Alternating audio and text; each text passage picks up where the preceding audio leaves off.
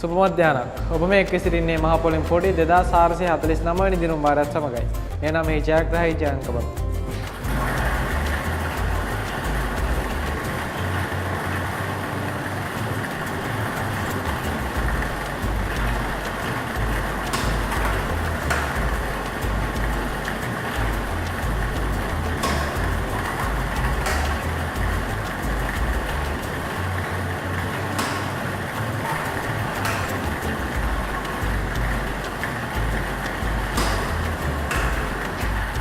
දෙදස් 449 වෙනි දිනුම් වාරයේ ජයග්‍රහී ජයංක වන්නේ ප්‍රථම අංකය අංක 7, දෙවන අංකය අංක 9, තෙවන අංකය අංක 0, සිවන අංකය අංක 2.